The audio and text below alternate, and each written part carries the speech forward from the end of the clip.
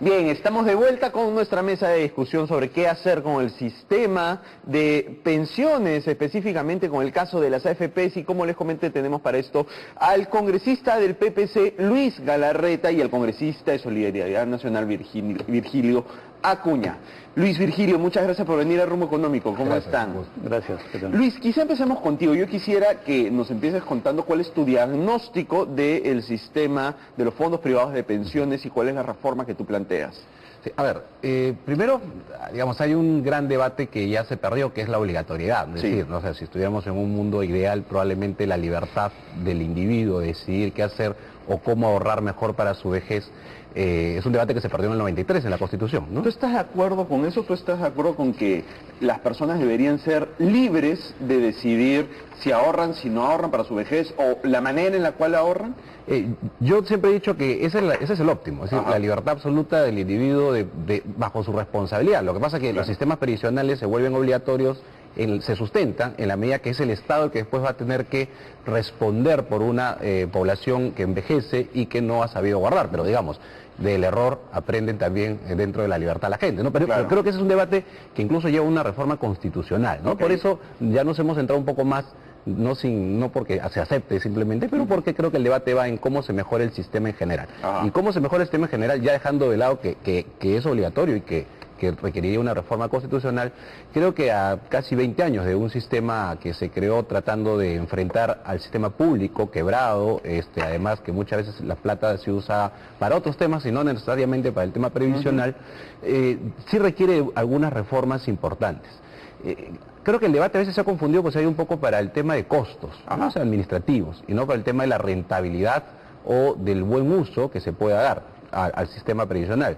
Por ejemplo, nosotros planteamos en la reforma que no se aceptó, recordarás tu televidente que de hecho que ha seguido el debate del año pasado, del anteaño pasado, no se aceptó porque esto lo metió el Ejecutivo, lo sacó así, como se dice, al caballazo en el Parlamento, y no se debatió muy bien lo que debía haberse debatido. Por ejemplo, el ingreso del sistema financiero.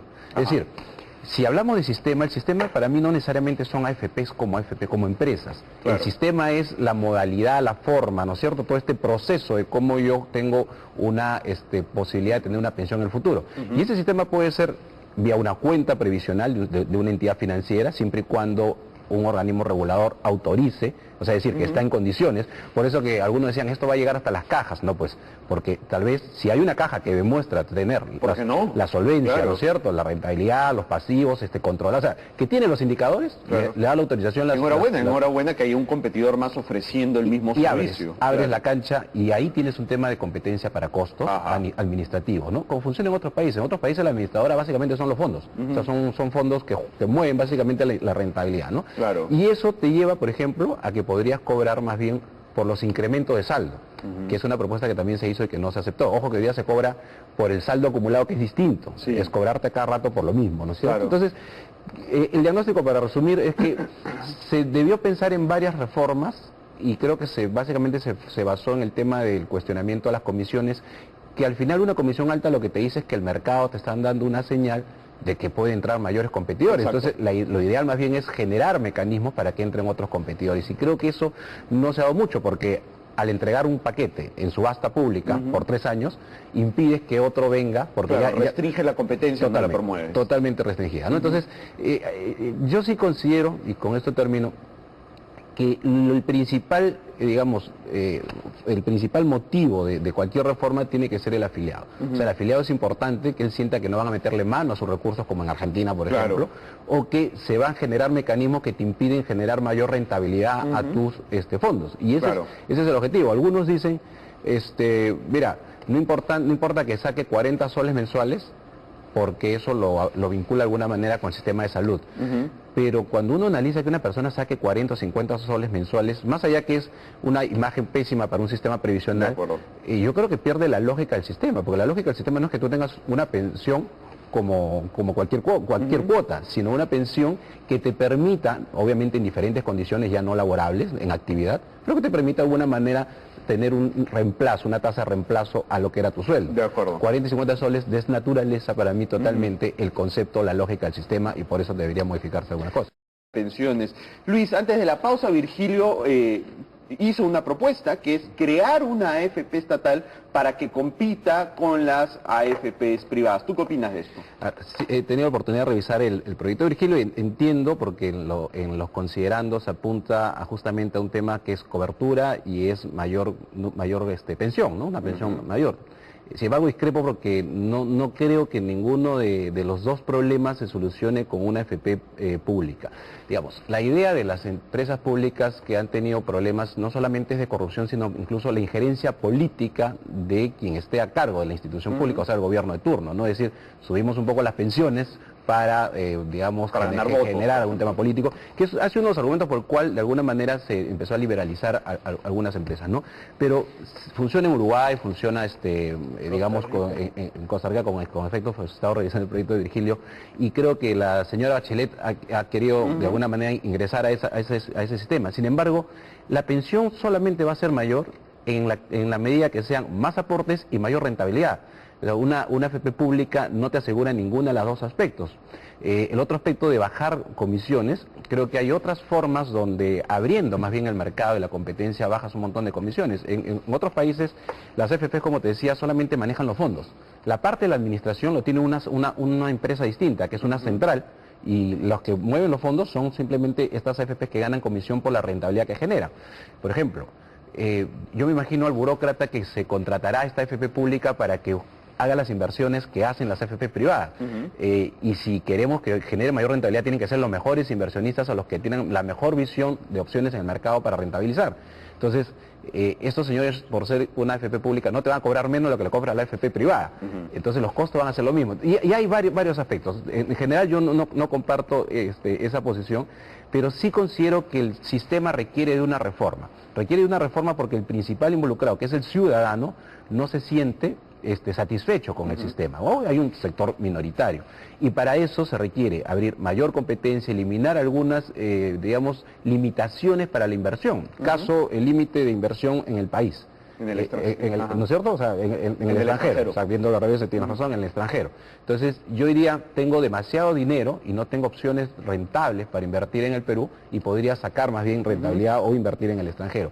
Hoy día, en El Salvador, si no me equivoco, que ha estado revisando seguro Virgilio, el Estado ha obligado a las AFPs a comprar bonos del Tesoro. Claro. Lo cual ya es una forma de confiscarte, ¿no? Exacto. Porque te está obligando primero a comprar papeles que tú no tienes por qué comprarlos si es que no te parecen rentables, y segundo, a una tasa que el Estado quiere. Entonces, yo creo que son muchos riesgos los que uno generaría con una AFP pública, y más bien creo que deberíamos orientarnos a mirar el sistema, cómo abre el sistema, cómo entra más competidores, nosotros planteamos en la reforma que sea cada 3 meses un indicador de rentabilidad más costo, o sea, una mezcla, no solamente menos costo, y la superintendencia tendría que tener un indicador que cada 3 meses generaba competencia en el mercado, o sea, para bajar precios, no 3 años, que 2 años que fue esto de la bolsa, ¿no? Que fue en bolsa que le mandaron a todos los afiliados.